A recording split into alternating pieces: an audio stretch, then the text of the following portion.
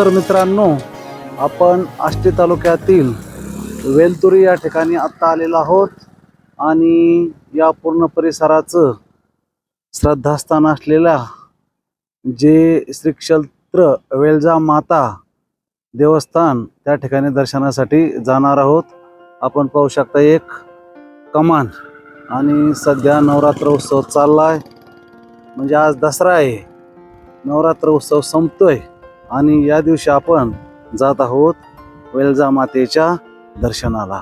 मी तसा पहिल्यांदाच या ठिकाणी येतोय, त्यामुळं मला या ठिकाणची मंदिर कसं आहे काय सगळ्या बाबतीत उत्सुकता आहे। मित्रांनो, बडे बाबांचं जे मायंबा तीर्थक्षेत्र आहे त्या तीर्थक्षेत्राकडं आष्टीवरून जाताना वेलतुरी गाव लागतं आणि वेलतुरी गावातून अशा प्रकारे गल्लीतून आपल्याला मंदिराकडं येता येतं। आपण पाहू शकता समोर मंदिर आहे, आपल्याला दर्शन बी करायचं आहे।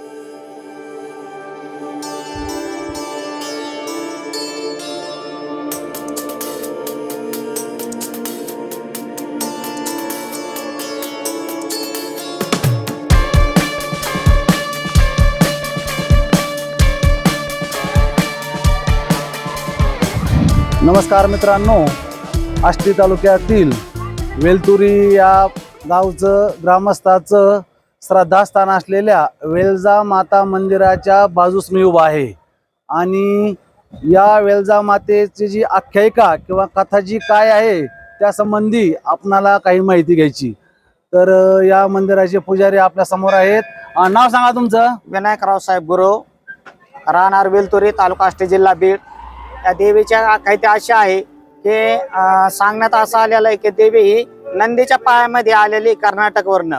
तर हे मूळ स्थान हे माहुरगड रेणुका मातेचं आहे।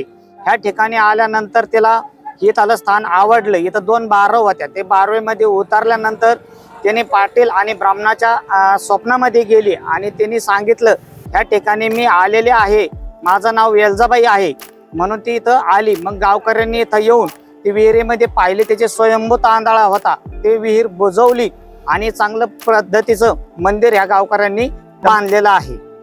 तर गुरु महाराज या ठिकाणी काही माहिती दिलेली आहे। या ठिकाणी पुजारी म्हणून तुम्ही किती वर्षापासून काम करता वगैरे? आमच्या पंजोबापासून आम्ही इथं पुजारी म्हणून काम करत आहोत। म्हणजे आम्ही वंश परंपरागत आहोत, या ठिकाणी सेवा करत आहोत आईची। दरवर्षी गावकरी पण खूप श्रद्धाने करतात। आज आमच्या आईचा दसरा आहे, विजयादशमी दिवशी आईचा शिलांगणासाठी पालखीमध्ये आई विराजमान होत असते आणि विराजमान झाल्यानंतर ही आई शिलांगण खेळते, त्या ठिकाणी थांबते। तिथून 8:30 वाजता पूर्ण मार्गस्थ होते। पूर्ण रात्रभर संबळेवरती रात्रभर आई मिरते। प्रत्येकाच्या दारामध्ये 10-10 मिनिटं थांबून तिथले जे घरवाले आहेत ते पूर्ण आईची आरती ओवाळतात आणि पुन्हा पहाटे 5:30 वाजता आई पुन्हा मंदिरामध्ये येऊन विराजमान होऊन पुन्हा आरती वगैरे करून त्याची सांगता, हे 10 दिवसाची सांगता आमची इथे केली जाते। म्हणजे नवरात्र सुरू झाल्यापासून या ठिकाणी एक भक्त तालुक्यातले असतील किंवा परिसरातले दर्शनासाठी येत असतात, भक्त येतात। म्हणजे आज दसऱ्याच्या दिवशी या ठिकाणी काय आहे, मग यात्रा आहे? यात्रा आहे आमची ही यात्रा, ही दिवसाची नसून रात्रीची यात्रा असती। तर महाराजांनी ही जी वेलजा माता आहे त्याबद्दल जी काही प्रत्येक स्थानाबद्दल आख्यायिका असते त्याबद्दल त्यांनी या ठिकाणी माहिती सांगितली। म्हणजेच हे रेणुका मातेचाच एक अवतार आहे, अंश आहे, असं यांच्याकडून मला समजलंय। तर मित्रांनो, आता काही माहिती घेतली, आता आपण जाऊ मंदिरामध्ये आणि प्रत्यक्ष दर्शन घेऊ। जय वेलजा माता, जय वेलजा।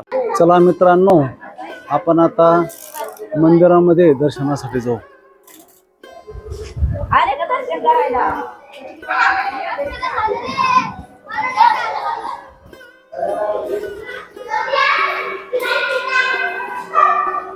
वेलतुरी ग्रामस्थाच्या वतीने त्याचप्रमाणे शासनाच्या निधीचा वापर करून मातेच्या मंदिरासमोर आपण पाहू शकता एक भव्य दिव्य असं सभागृह बांधलेलं आहे। या ठिकाणी कीर्तन प्रवचनाचे कार्यक्रम होतात। अतिशय भव्य दिव्य असा हा हॉल आहे, आपण पाहू शकता।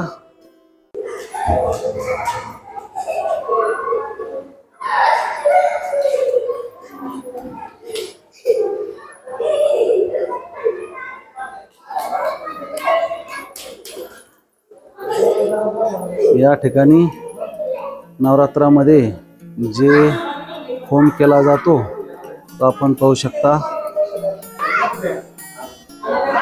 तर आता आपण जाऊया दर्शनासाठी.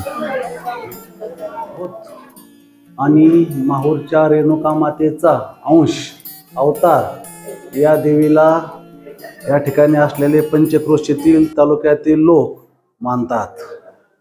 ज्याप्रमाणे महादेवाचं पाताळलिंगी दर्शन आपण घेतलं असेल त्याचप्रमाणे या देवीचा जो गाभारा आहे तो 3-4 पायऱ्या उतरून खाली यावं लागतं आणि मग आपल्याला दर्शन होतं. आपण दर्शन घेऊ शकता.